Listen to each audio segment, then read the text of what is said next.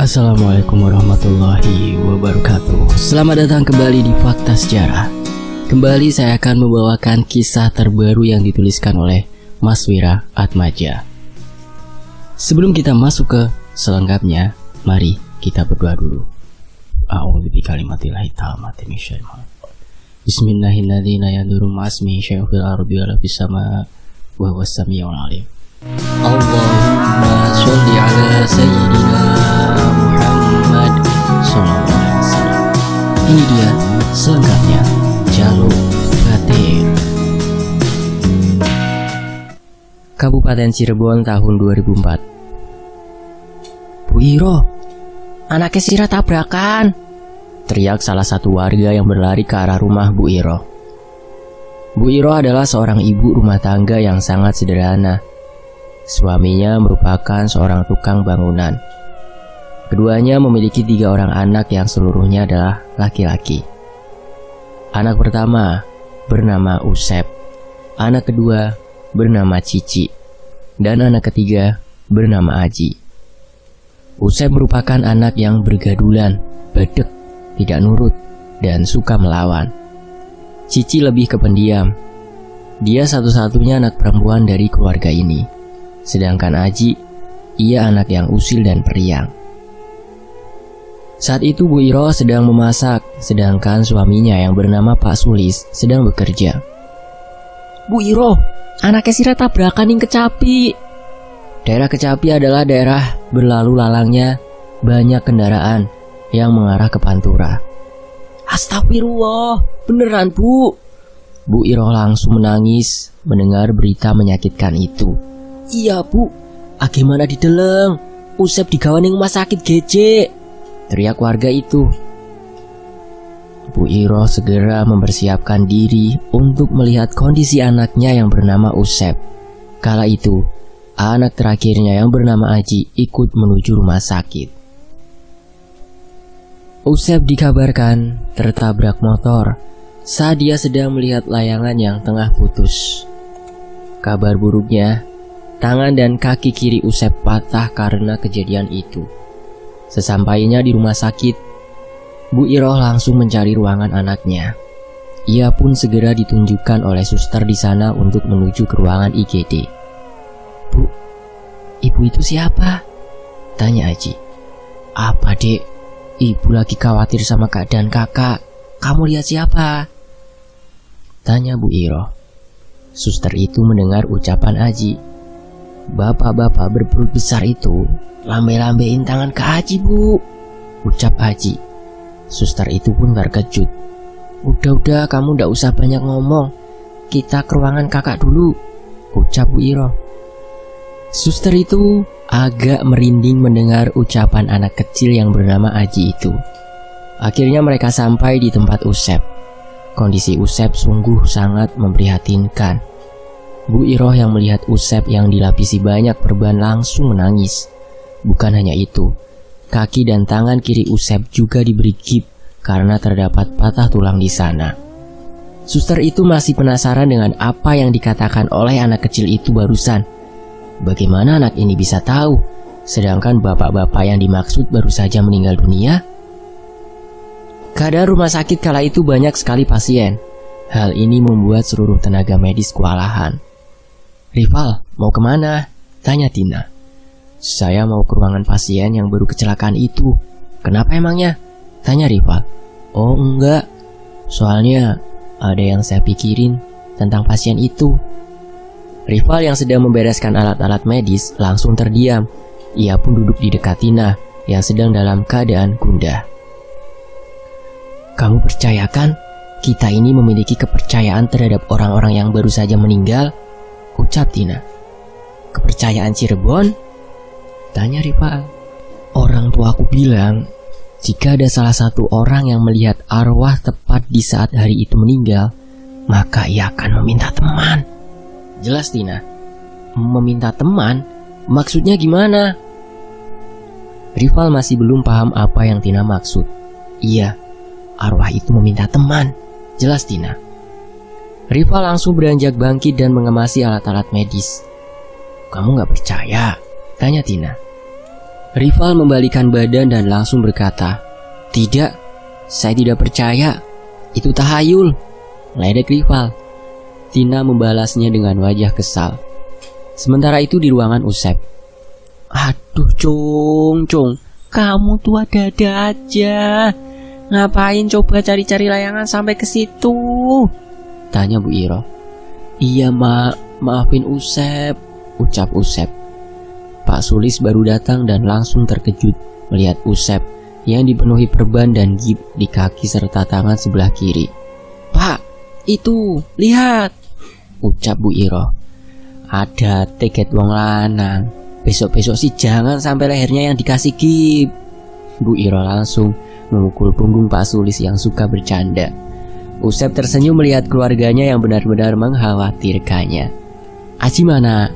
tanya Pak Sulis. Loh, tadi ada di sini, Je," ucap Bu Iro. Aji yang tadinya berada di dekat Bu Iro tiba-tiba menghilang. "Lah, ini gak ada orangnya," ucap Pak Sulis. Sementara itu, Aji sedang berdiri di luar pintu ruangan. Ia sedang berbicara kepada seseorang yang tidak nampak. "Kamu di mana rumahnya?" tanya Aji. Aji yang memiliki kelebihan bisa melihat arwah-arwah yang sudah meninggal, tidak menyadari bahwa yang dia ajak bicara adalah korban dari kecelakaan. "Oh, kamu habis jatuh ya? Kok banyak lukanya?" tanya Aji. Pak Sulis pun mendengar suara Aji. Ia langsung bergegas mencari Aji. Cung. "Nah Aji," tanya Pak Sulis. Aji kembali mengajukan pertanyaan. "Mama kamu mana?" tanya Aji.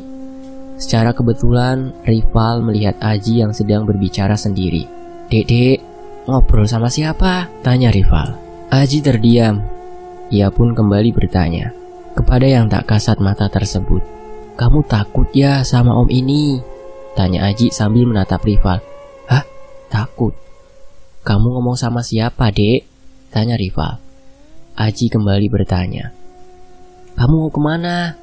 Di sini aja temenin aku," pinta Aji. Pak Sulis yang tahu Aji sedang berada di luar langsung menemukan Aji yang sedang berdiri. "Cung, lagi ngapain?" Mas, maaf ya, anak saya mengganggu jalan ya," ucap Pak Sulis saat melihat Rival yang akan memasuki ruangan Usep. "Enggak Pak, kebetulan saya baru sampai. Tapi ini anak Bapak kan?" tanya Rival. "Iya benar." Aji langsung masuk ke dalam ruangan itu. "Oh ya Mas, silakan masuk," ucap Pak Sulis. "Oh iya." Rival kebingungan dan merasa aneh dengan anak kecil yang bernama Aji itu.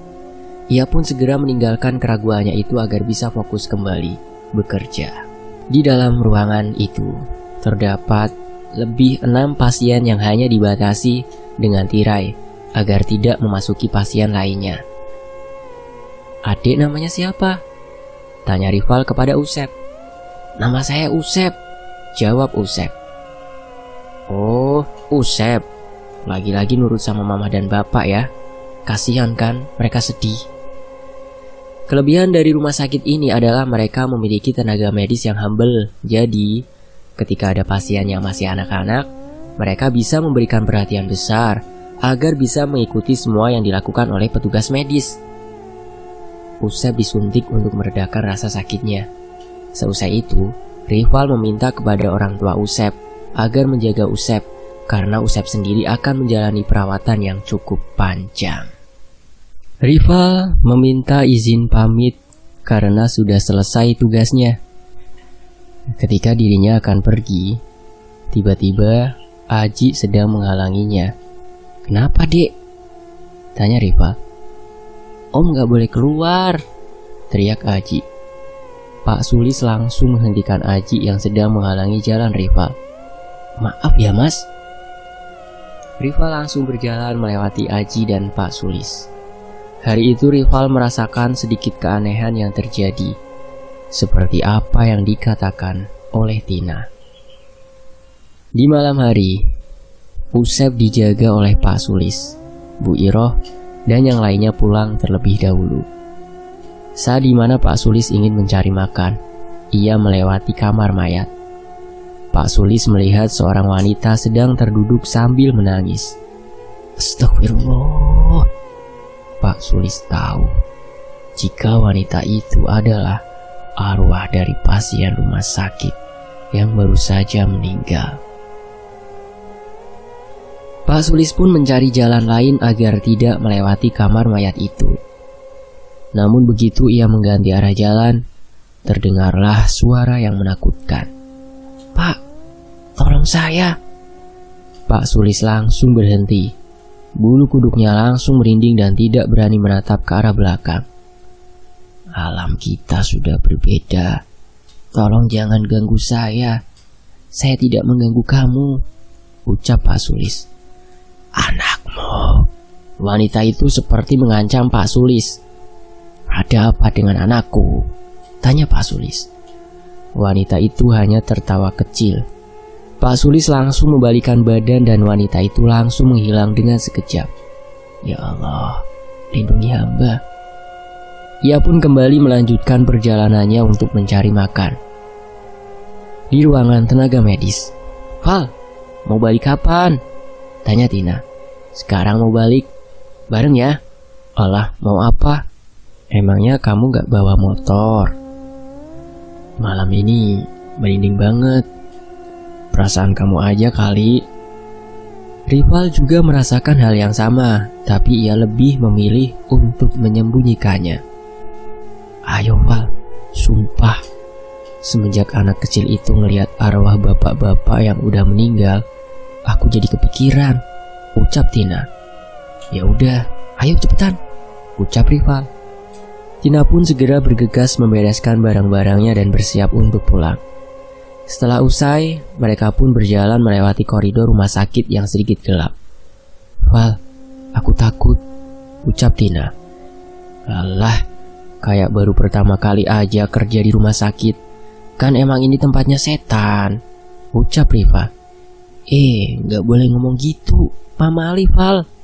Ya kamu sih aneh. Ketika mereka berjalan, Tina tiba-tiba merasakan ada yang mengikutinya dari belakang. Val, ada yang ngikutin aku dari belakang, ucap Tina. Hah? Perasaan kamu aja kali, tanya Riva. Seriusan? Tina terhenti sejenak sambil melihat-lihat bagian belakang. Val, tungguin, teriak Tina. Ketika mereka sampai di sebuah kamar mayat, Rival mendengar suara wanita persis ketika Pak Sulis melewatinya juga. Tolong aku. Rival langsung berhenti. Tina menabrak pundak Rival yang tiba-tiba terhenti tanpa sebab. Kamu dengar sesuatu nggak? Suara apa? Tanya Vina. Rival mencoba fokus untuk menangkap kembali suara minta tolong. Tolong aku. Suara itu kembali terdengar. Rival langsung mencari arah suara itu. Kamu beneran gak denger? Tanya Rival. Tiba-tiba gagang pintu kamar mayat bergerak-gerak. Val, itu apa? Rival terkejut ketika gagang pintu kamar mayat itu bergerak-gerak seperti ada yang menggerakkannya. Tintin, ayo jangan lewat sini.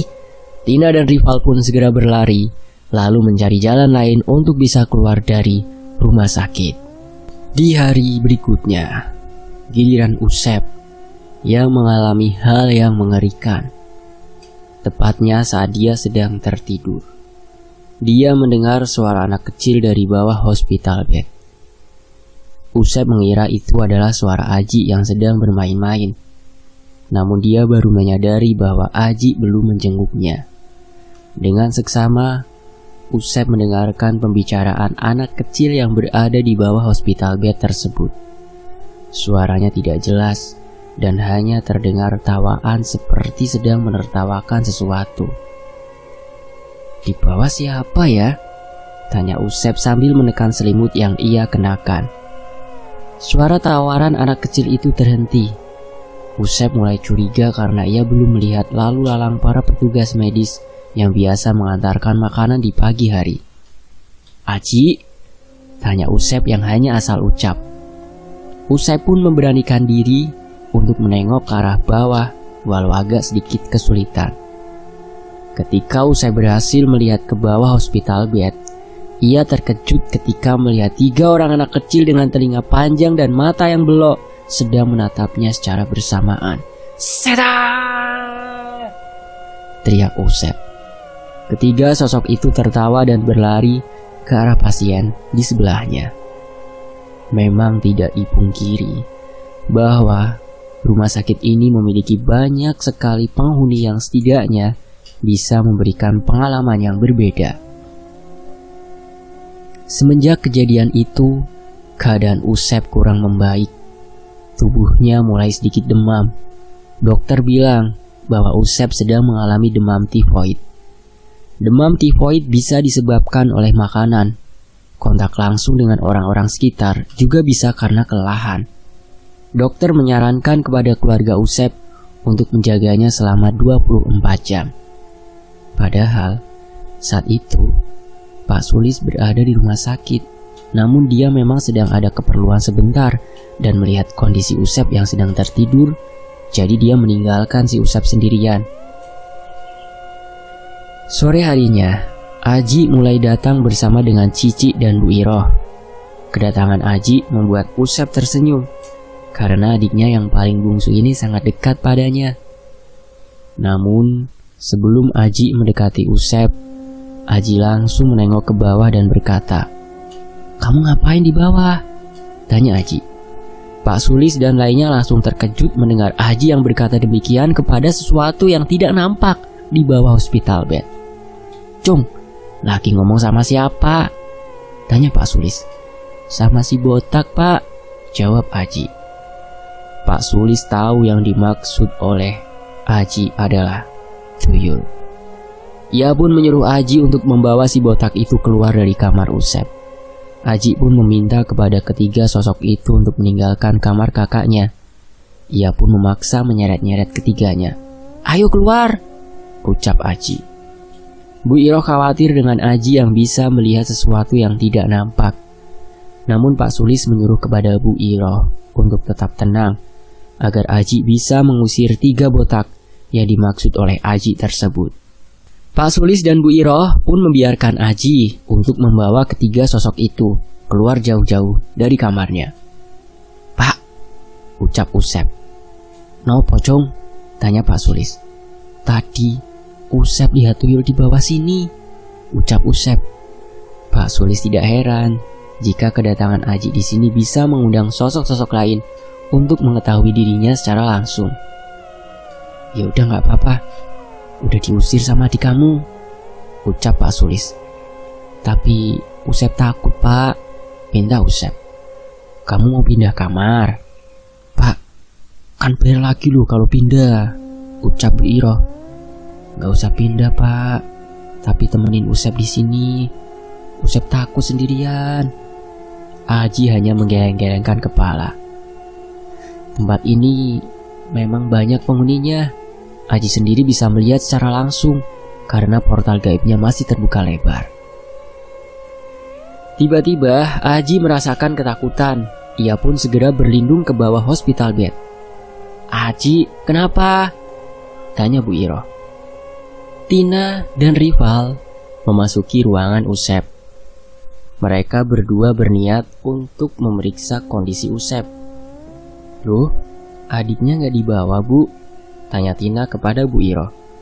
"Ada tuh, lagi ngumpet di bawah," ucap Bu Iroh. Tina mulai curiga.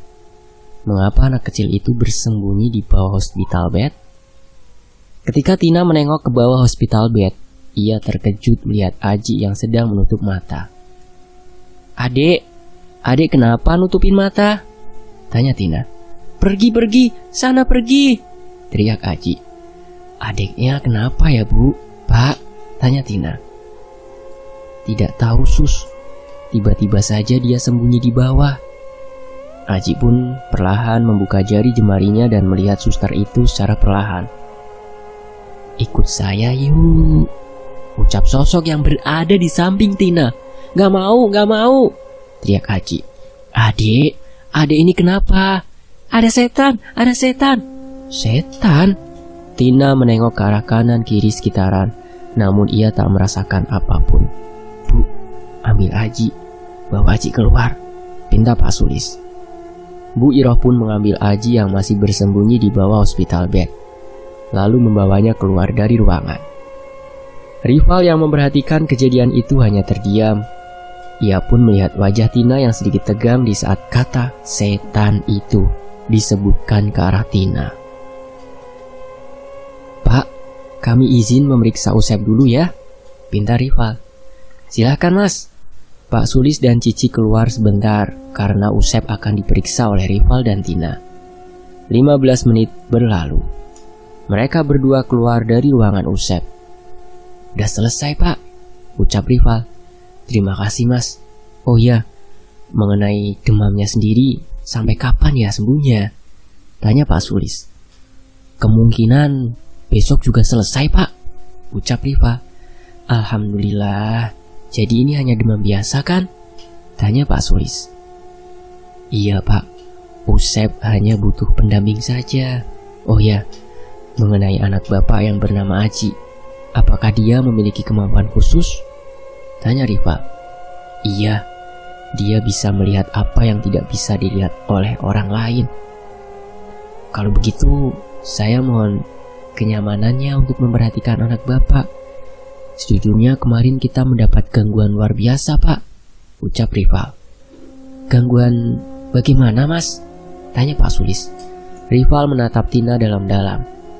"Sosok itu mengikuti kami." "Sosok? Maksudnya Mas?" tanya Pak Sulis. "Kebetulan beberapa hari yang lalu ada seorang wanita yang baru saja meninggal. Katanya ia meninggal sesaat setelah melahirkan. Lalu sosok itu masih menghantui rumah sakit ini," ucap Rival. "Astagfirullah, ini serius?" tanya Pak Sulis. "Kenapa emangnya Pak?"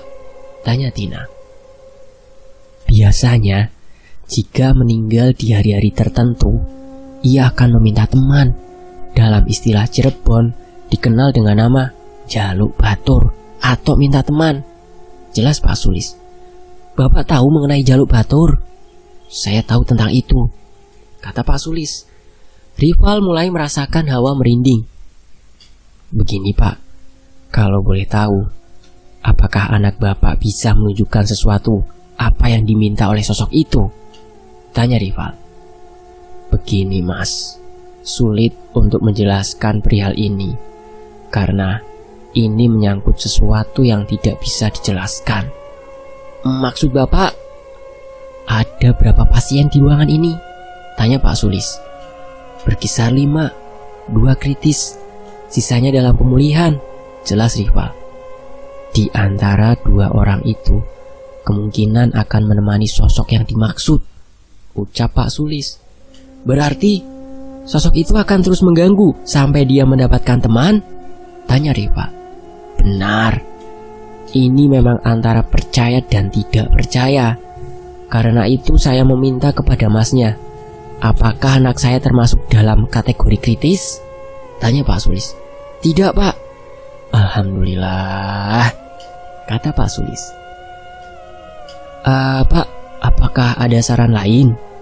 Kita juga bingung.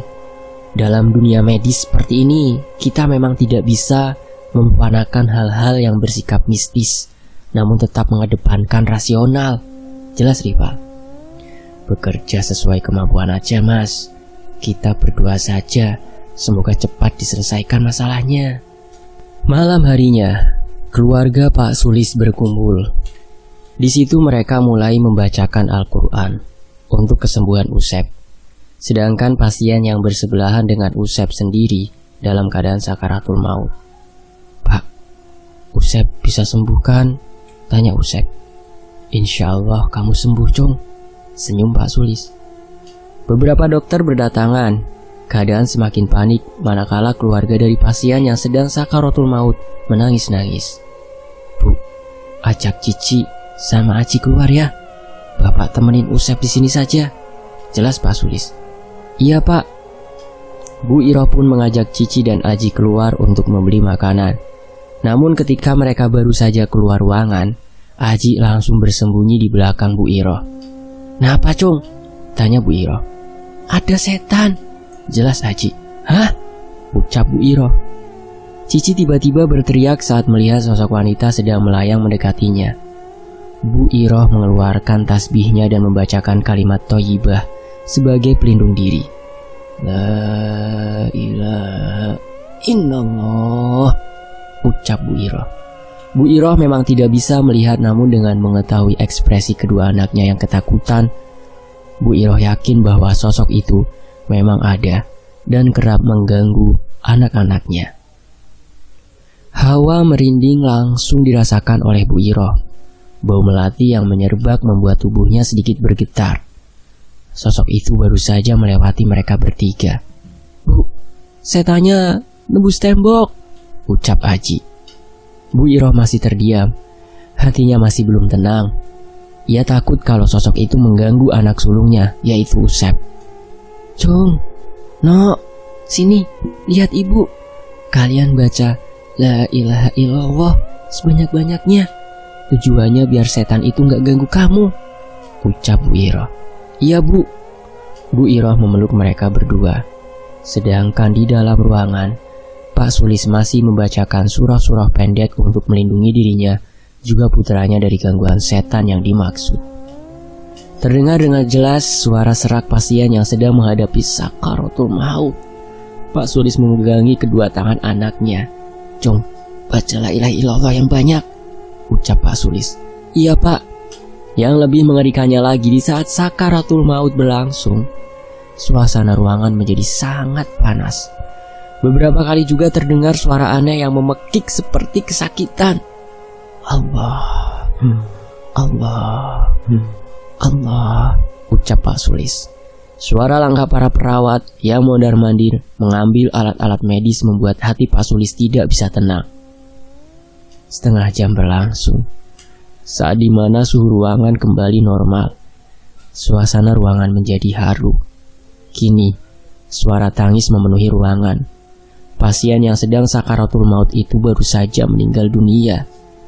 Pak Sulis keluar sebentar melihat keadaan dan menemukan rival yang sedang terduduk di lantai. Mas, ada apa? Tanya Pak Sulis. Air mata rival terjatuh perlahan. Ia merasakan apa yang dirasakan oleh keluarga pasien itu.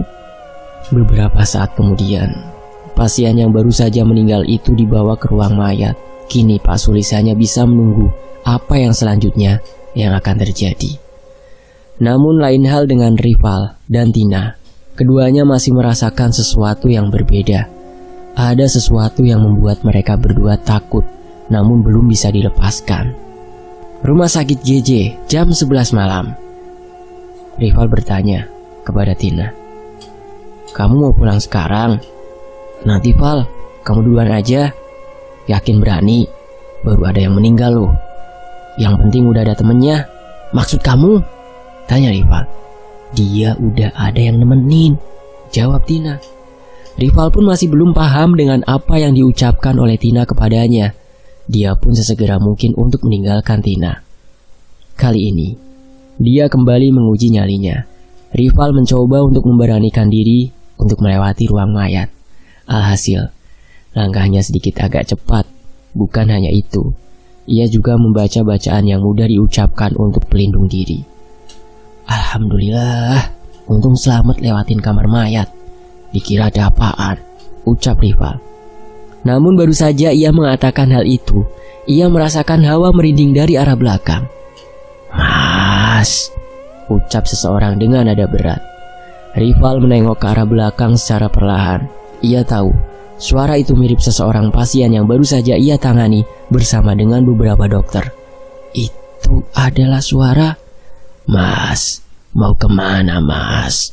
Tanya sosok bapak-bapak dengan darah yang memenuhi wajahnya. Kali ini, bapak-bapak itu tidak berdiri sendiri. Ada 3 sosok anak kecil berkepala plontos, wanita berbaju putih dengan rambut panjangnya, serta sosok bapak-bapak berperut besar. Setan! Tamat. Cerita ini sudah mendapat izin dari yang terkait, dan memang istilah jaluk batur dalam kepercayaan orang Cirebon masih kental hingga sekarang. Percaya atau tidak percaya, memang mereka ada. Terima kasih telah menyimak.